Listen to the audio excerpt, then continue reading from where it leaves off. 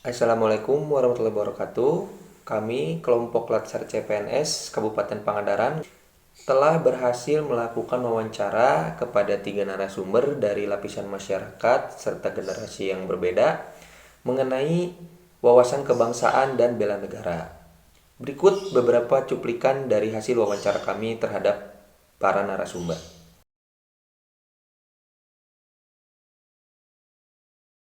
Pemahaman Bapak tentang bela negara dan wawasan kebangsaan itu seperti apa gitu Pak?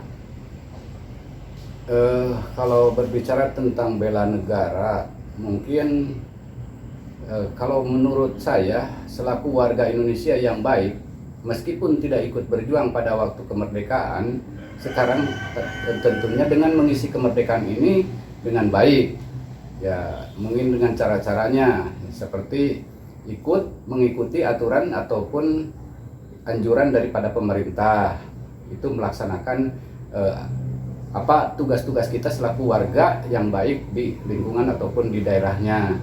Itu ya. Mungkin ikut sertalah mempertahankan kemerdekaan ini, jangan sampai kemerdekaan ini tidak diisi dengan baik gitu. Oh iya. Nah, bagaimana peranan Bapak atau pendapat Bapak kepada isu-isu seperti korupsi pada era pandemi sekarang ini, Pak? Kalau menurut isu-isu itu di media-media sih saya dengar dan saya lihat, mungkin di daerah-daerah ataupun kota-kota lain banyak masih diberitakan, masih banyak orang-orang pejabat-pejabat yang mungkin secara itu ya korupsi lah, dibilang korupsi gitu. Saya kurang tahu, kurang persis. Nah, mungkin seharusnya korupsi itu di muka negara Republik Indonesia ini harusnya dituntas atau diberantas habis sampai akar-akarnya. Nama saya Riza Bakti. Saya profesinya sebagai karyawan swasta. Iya baik Pak. Yang saya tanyakan Pak, apa yang Bapak ketahui tentang wawasan kebangsaan? Wawasan kebangsaan adalah cara pandang terhadap negara dan bangsanya. Iya, baik Bapak. Perwujudan dari bela negara, Bapak sebagai warga negara Indonesia, wujud bela negara Bapak menanggapi terkait masalah-masalah seperti terorisme, narkoba, radikalisme.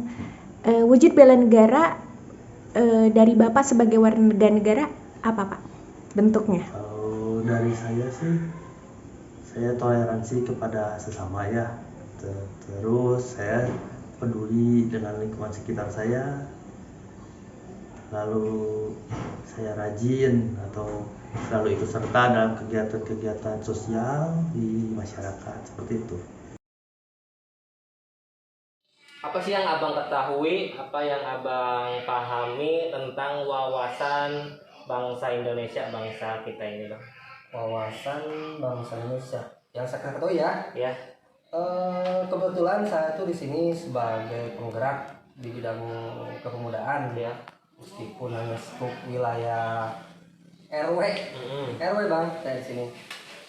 Adapun ada beberapa cara yang ingin saya lebih utamakan, diantaranya untuk menciptakan generasi milenial yang berkarakter sebagai penguat bangsa.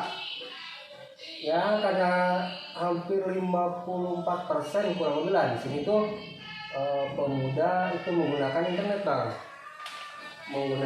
jadi gimana caranya penggunaan internet itu dibawa ke arah yang lebih positif. Bang Rian, apa upaya abang untuk membela negara Indonesia ini atau tindakannya apa di masyarakat? Untuk membela tindakan saya yang sudah saya lakukan dan selalu saya gerakan itu diantaranya untuk selalu berolahraga pak. Berolahraga ya, yang fasilitas yang ada aja, misalkan voli, sepak bola, lari-lari pagi gitu, yang begitu aja. Terus ya untuk tata lingkungannya, untuk itunya paling kita selalu mengajak anak muda selalu bercocok tanam, menjadi bagian dari petani lah intinya seperti itu. Terus yang Pancasila yang paling saya utamakan itu adalah sila pertama, itu modal dasar kita Pak sebagai warga negara. Satu pertanyaan lagi mengenai korupsi dan berita bohong atau hoax. Bagaimana pandangan Abang mengenai hal itu, Bang? Korupsi, berita bohong. Kalau korupsi setahu saya sih intinya banyak keluhan-keluhan dari masyarakat tuh, yang paling utama itu banyak kasus yang tumpul ke atas tajam ke bawah, itu permasalahan satunya. Nah itu sih kembali ke pengadilan itu sendiri. Terus kalau masalah berita bohong, kadang-kadang itu masyarakat kita tuh kebanyakan relatif orangnya malas baca Pak. Jadi artinya dia cuma baca judul doang. Jadi dia screenshot judul kemudian share tanpa balas baca, intinya ke situ Pak. Ya mungkin itu aja sih Pak. Ya, ingin meresum atau menarik kesimpulan hasil daripada 3 wawancara dari 3 sumber yang berbeda, mulai dari pejabat bisa dikatakan seperti itu, masyarakat, dan juga ada satu lagi tuh yang menarik, karyawan swasta ya. Jadi yang dimulai dari rekan kita yang pertama yaitu Mbak Imaniar. Beliau menuju sasaran masyarakatnya itu sebagai kepala dusun, yaitu Bapak Kasit. Oke. Jadi bagi Bapak Kasit, bela negara itu merupakan cara untuk mengikuti anjuran pemerintah dengan melakukan tugas-tugas sebagai warga negara yang baik. Nah, itu menurut pandangan beliau. Sedangkan untuk isu kontemporer yang sangat menarik sekali yang diangkat itu korupsi. Jadi pandangan beliau itu tegas ya, bahwa korupsi itu harus basmi atau diberantas, bisa dikatakan seperti itu ya, sampai ke akar-akarnya. Nah, untuk selanjutnya dari Mbak Anissa ya, beliau sengaja bertemu dengan lapisan masyarakat, yaitu karyawan swasta sebagai narasumber Bapak Rizal Bakti. Oke. Jadi untuk wawasan kebangsaan ini itu merupakan cara pandang ya terhadap negara dan bangsa. Tuh, jadi menarik sekali ya. Dan untuk perwujudan bela negara sendiri itu yaitu dengan cara bertoleransi kepada sesama dan rajin ikut serta dalam kegiatan sehari-hari di masyarakat begitu. Nah, dan juga kegiatan sosial ya di lapisan masyarakat itu sendiri.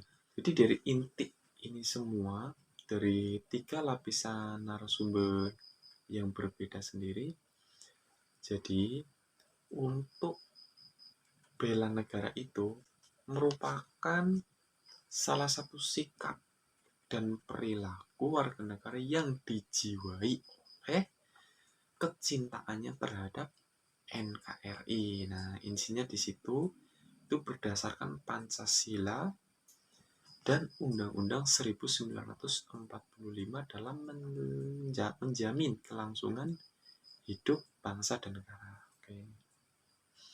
Nah, dari ini semua bisa ditarik kesimpulan juga bahwa adanya rasa rela berkorban gitu ya bagi nusa dan bangsa, yaitu kepada negara tercinta Indonesia.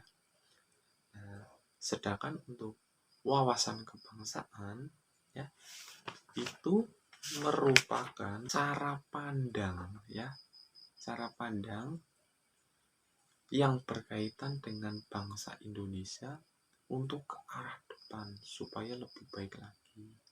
Dan untuk isu kontemporer itu sendiri, jadi itu merupakan hal-hal yang sangat dominan atau sedang hangat diperbincangkan.